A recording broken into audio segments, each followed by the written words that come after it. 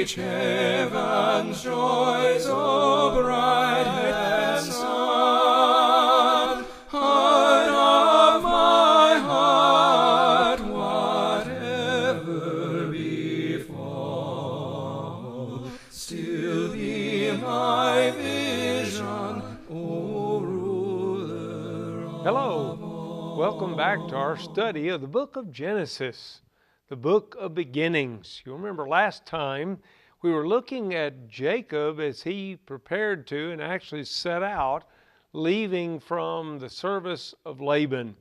He informed us, as we observed toward the end of the lesson, that he had worked for 20 years for Laban. 14 of those years for the 2 wives that he received, and of course 2 handmaids to go along with them. And then he worked the next 6 years for the spotted, speckled, and brown sheep and goats that might be among the herds. He claimed that Laban changed his wages 10 times. That may have been true. Laban certainly did want to take advantage of him in any way that he could. We saw that already, and even God observed it. Why did Jacob leave? Well, we noted 3 basic reasons. First of all, the attitude of Laban and also of his sons toward Jacob and his family had changed. Secondly, God told him to leave. God called him to go back home to his father, to the land of promise. And then third, he got agreement from his wives. Both Leah and Rachel agreed that it was time to go. They felt like that they were being treated as outsiders in their own family. Their father didn't even acknowledge them as his children any longer, so they felt. And that furthermore, he'd wasted all the money that Jacob had effectively given their father so that he could have them as brides. And so they were ready to go. Rachel stole the household idols. We don't really know why. But Jacob didn't know any more than we do. In fact, he didn't know as much as we do. He didn't know she'd taken them. Laban accused him of stealing, and thankfully, with the blessing of God, he didn't discover the real truth of the matter, or else we might have had a very, very different picture. God protected Jacob, made sure that Laban knew that he couldn't hurt him at all, and at the very end of their time together, they ate a meal on the heap of witness that they had erected there, and both of them agreed that we now have basically a treaty, you and I'd say. They called it a covenant. We have an agreement between us that neither of us will go past this heap with the intent of harming the other. And thus Jacob is on his way home. Now, really, Laban is just the beginning of his worries as he starts toward home. Because remember, the last time he was at home, Esau was saying, when Daddy dies, I'm going to kill my brother.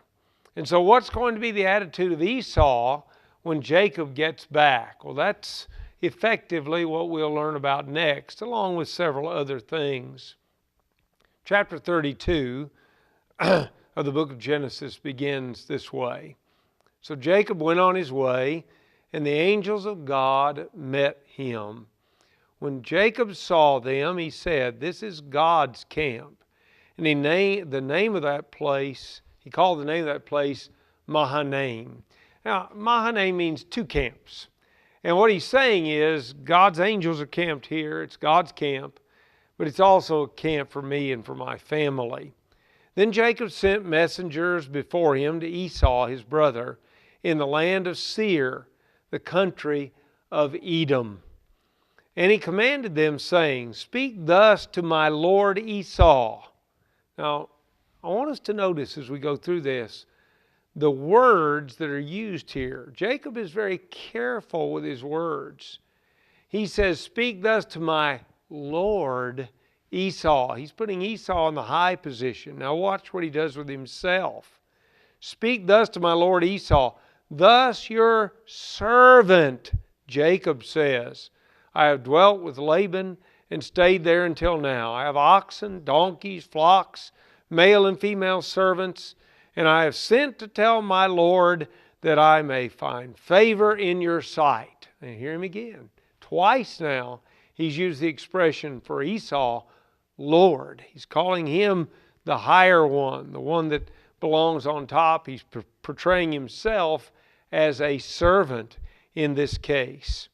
Then the messengers returned to Jacob, saying, we came to your brother Esau, and he also is coming to meet you, and 400 men are with him. Now,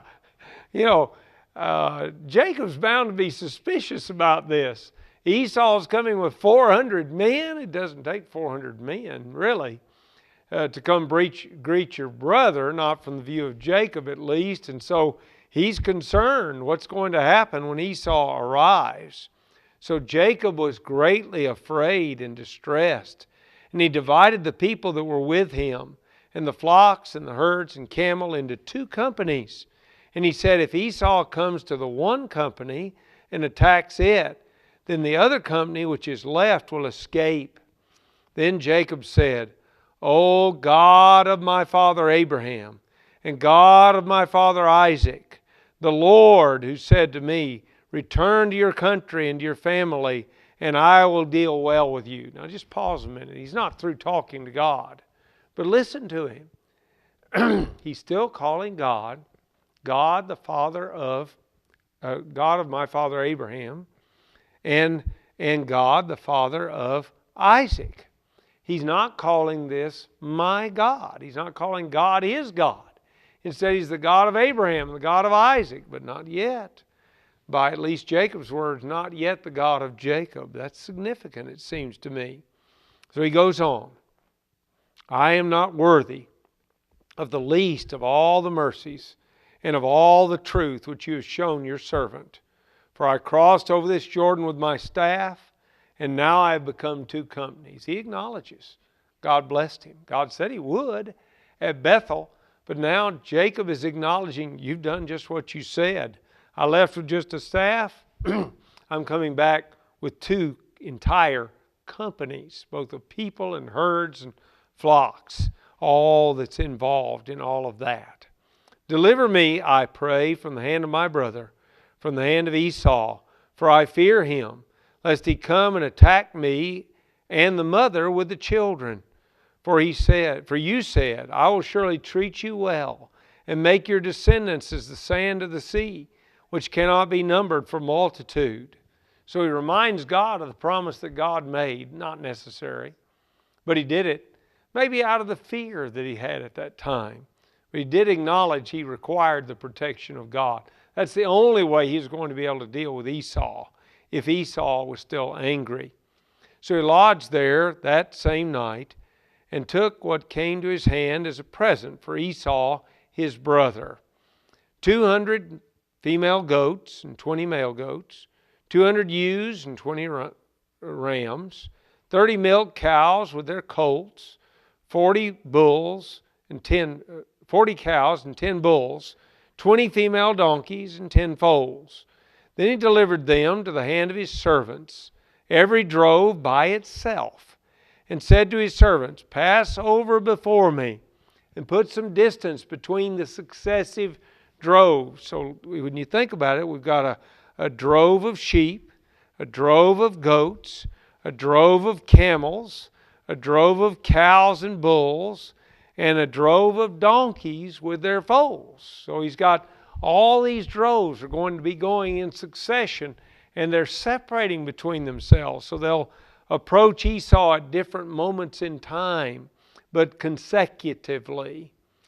And he commanded the first one, saying, when Esau my brother meets you and asks you, saying, to whom do you belong, and where are you going? Where are these? Whose are these in front of you? Then you shall say, they are your servant Jacob's. Now listen to the words. Your servant Jacob's. He doesn't call himself Lord. Esau's Lord. Jacob's just servant. They belong to your servant Jacob. It is a present sent to my Lord Esau. And behold, he also is behind us. So he commanded the second and the third and all who followed the droves, saying, in this manner you shall speak to Esau when you find him. And also say, behold, your servant Jacob is behind us. For he said, I will appease him with the present that goes before me. and afterward I will see his face. Perhaps he will accept me. Now, Jacob has prayed and asked God to bless him. But he does do what he can on his own part to bring about a good reunion with his brother. And that may be a lesson for all of us. When we pray to God, we must recognize that in reality, everything's dependent upon God's blessing. But we also can play whatever role God gives us the ability to play. And certainly Jacob did that, as we have seen within this text. So the present went on over before him, but he himself lodged that night in the camp. And he arose that night and took his 2 wives, his 2 female servants, and his 11 sons, and crossed over the ford of Jabbok. And he took them and sent them over the brook, and sent over what he had. And Jacob was left alone, and a man wrestled with him until the breaking of day. So Jacob has now even separated himself from his family and all the remainder of his flocks and herds. He's taken all of them over the Jabbok, and now he remains in the camp alone, and a wrestling match begins between Jacob and one here described simply as a man. Now, when he saw that he did not prevail against him, he touched the socket of his hip, and the socket of Jacob's hip was out of joint as he wrestled with him. And he said, "Let me go, for the day breaks." But he said, "I will not let you go unless you bless me." So he said to him, "What is your name?" And he said, "Jacob." And he said, "Your name shall no longer be called Jacob, but Israel, for you've struggled with God and with men, and have prevailed." Then Jacob asked, saying, "Tell me your name, I pray." And he said, "Why is it that you ask about my name?" And he blessed him there. So now Jacob's been given a new name. It's the result of a wrestling match. Apparently, a wrestling match with God, although he is never named in that way. And the reason I say apparently is because of what Jacob names this place. Listen to it. So Jacob called the name of the place Peniel, for I have seen God face to face, and my life is preserved. Just as he crossed over Peniel, and the sun arose on him, and he limped on his hip.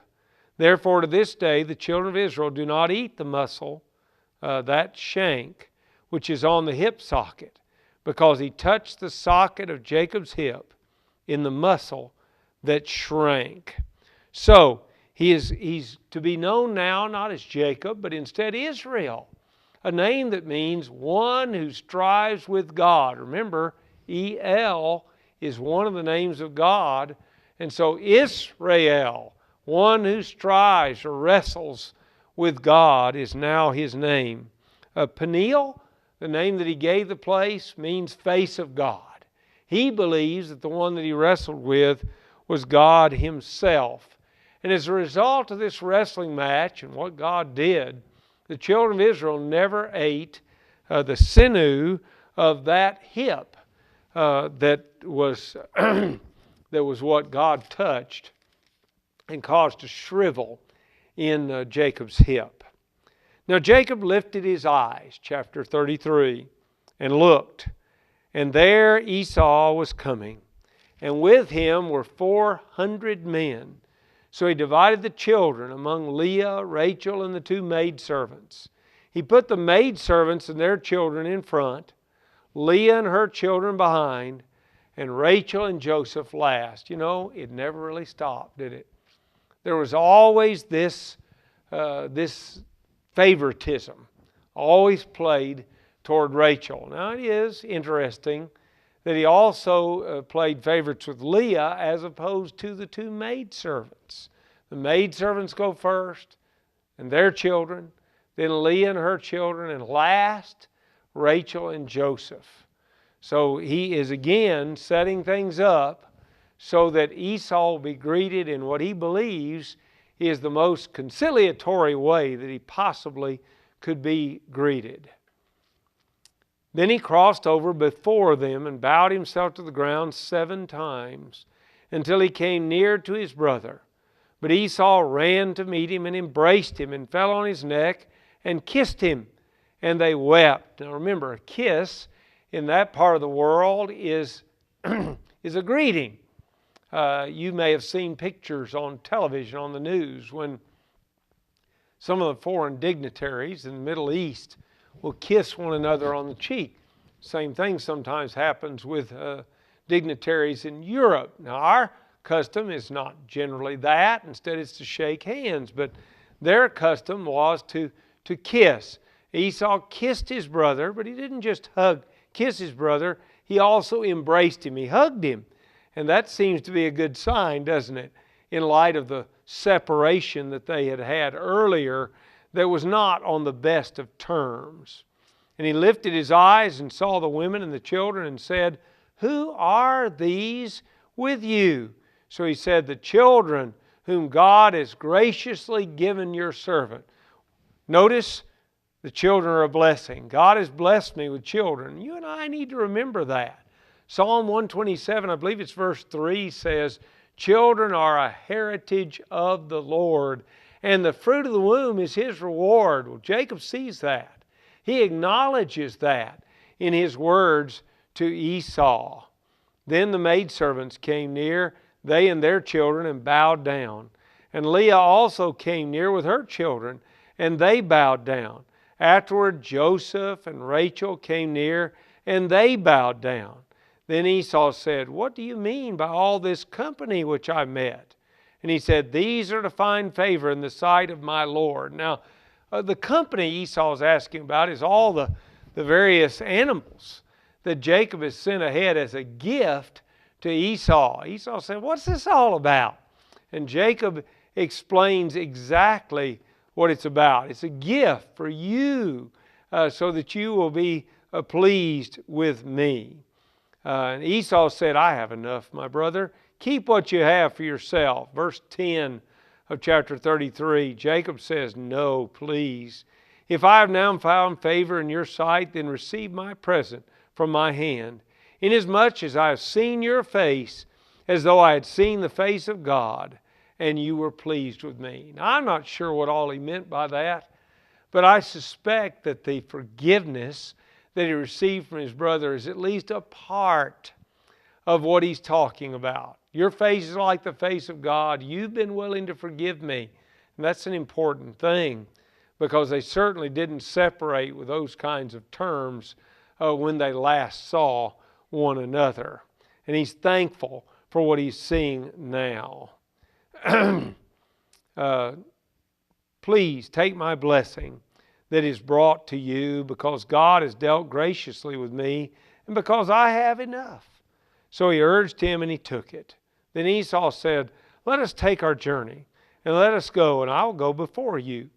But Jacob said to him, "My Lord knows that the children are weak, and the flocks and the herds which are nursing are with me. And if the men should drive them hard one day, all the flock will die. Please let my Lord go on ahead before his servant. I will lead on slowly at a pace which the livestock that go before me and the children are able to endure, until I come to my Lord in Seir." Now, that's a very diplomatic way of dealing with this.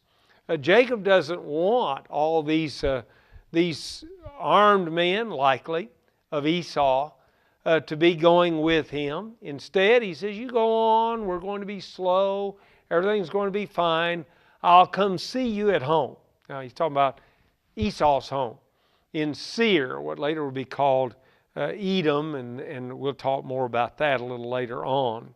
And Esau said, "Now let me leave with you some of the people who are with me." But he said, "What need is there? Let me find favor in the sight of my Lord." So Esau returned that day on his way to Seir, and Jacob journeyed to Succoth, built himself a house, and made booths for the livestock. Therefore the name of the place is called Succoth, and we would use a different word. We would say booth or booths, because that's the kind of shelters that he built for the animals. Then Jacob came safely to the city of Shechem, which is in the land of Canaan, when he came from Padan Aram, and he pitched his tent before the city, and he bought the parcel of land where he had pitched his tent from the children of Hamor, Shechem's father, for 100 pieces of money. Then he erected an altar there and called it El Eloi Israel. Now, that is a significant change that has taken place.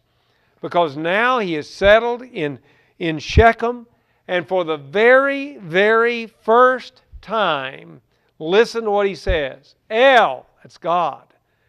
Eloi, that is the God of. And then the last word, Israel. This is his new name, remember. And so now for the first time in the life of Jacob, Jacob is actually acknowledging that God is his God. He settled in Shechem, bought a little piece of land there. I'm not certain that that was really God's plan. In fact, we're going to see in a later study that God is going to have Jacob to move on. He wants to remember the vow, and we'll talk about that more later. But he settled in Shechem. Was that wise? We know the rest of the story. And because we know the rest of the story, we probably would say, no, it really wasn't wise. But that's where he settled. He is effectively back home now. Home in the land of promise, a land that later would be called the land of Israel, because that's where the children of Israel would settle. Chapter 34 presents us with one of those tragic stories of Scripture. It is an important story, and we'll try to explain why as we go through it. Let's begin, see how far we can get during this study today. Now, Dinah, the daughter of Leah, whom she had borne to Jacob, went out to see the daughters of the land. I suppose that's natural. Children like to develop friendships. She went out to visit with the other young women of the land. And when Shechem, the son of Hamor the Hivite, prince of the country, saw her, he took her and lay with her and violated her. Now, from all I can tell, this was a case pure and simple of rape. It's a sad story, but it is the truth, and it is reported here, and for good reason. We'll see why in a few moments. His soul was strongly attracted to Dinah, the daughter of Jacob, and he loved the young woman and spoke kindly to the young woman. Now, it appears that he actually has kidnapped her. He won't let her go, but he's in love with her, and he wants her to love him, and so he speaks very kindly to her. I know what he did was wrong, but don't paint Shechem as completely the bad guy in this story, because he does try, in a sense of the word, to make amends and do, in certain senses, what we might say would be right in this case. So Shechem spoke to his father Hamor, saying, "Get me this young woman as a wife." And Jacob heard that he had defiled Dinah his daughter. Now his sons were with his livestock in the field. So Jacob held his peace until they came. I'm not sure what's going on here. Jacob is, after all, the head of the household. He is the father of Dinah. If there was something to be done to deal with this situation, this very sinful and tragic situation, it would seem to me that Jacob is the leader of the house. He's the one that should have acted, but he didn't. Instead, he waited for the boys to come back from the field before he really did much of anything. So then we find verse 6 of chapter 34, "Then Hamor, the father of Shechem, went out to Jacob to speak with him. And the sons of Jacob came in from the field when they heard it. And the men were grieved and very angry because he had done a disgraceful thing in Israel by lying with Jacob's daughter, a thing which ought not to be done." Well, boy, that's the truth. That's not what should have been practiced at all, even in our day. It should not be done. And so they're very upset, and you can understand why they would be upset. But Hamor spoke with them, saying, "The soul of my son Shechem longs for your daughter. Please give her to him as a wife, and make marriages with us. Give your daughters to us, and take our daughters to yourselves. So you shall dwell with us, and the land shall be before you. Dwell and trade in it, and acquire possessions for yourselves in it." Then Shechem said to her father and to her brothers, "Let me find favor in your eyes, and whatever you say to me, I will give. Ask me ever so much dowry and gift, and I will give according to what you say to me, but give me the young woman as a wife." Of course, that's Shechem speaking up. But his father, Hamor, is an interesting character. Look at the way he couches everything. Let's make this marriage arrangement. You'll be blessed by it. You'll get to intermarry with us, and the land will be yours. You know, you'll be part of all this. He's going to present a totally different picture when he talks to the men of the city, when we see that in a little bit. But for right now, he wants Jacob to be persuaded, and he uses his best salesman technique. Now, Shechem, who is the one who really wants Dinah as his wife, Shechem says, "I'll pay anything. I've got to have her. She's the woman of my dreams." I mean, that's the way we would put it. And he's willing to pay. He knows that something is owed to the family, and that's what he's asking about. Well, the answer that he's going to get is going to be a surprising one when you think about it. And unfortunately, it is a form of trickery. We've already seen within Jacob some deception. Now we're going to see deception from his sons. And we'll want to observe which sons it is who are deceiving Shechem and Hamor, because that's going to be significant in the story. And I believe it's likely the reason that this whole thing is reported. But now we've seen Jacob has come back. He's met Esau. Everything seems to be good between the two of them. Jacob is briefly settled at Shechem, where he's built booths, and he calls the name of the place Succoth at this particular time, which means booths. His daughter Dinah has been raped and held captive against her will. Something's got to be done. Her hand is being asked for in marriage. What will it be now? Stay tuned next time to find out. May I reach heaven's joys, O bright sun, heart of my heart, whatever befall, still be my vision.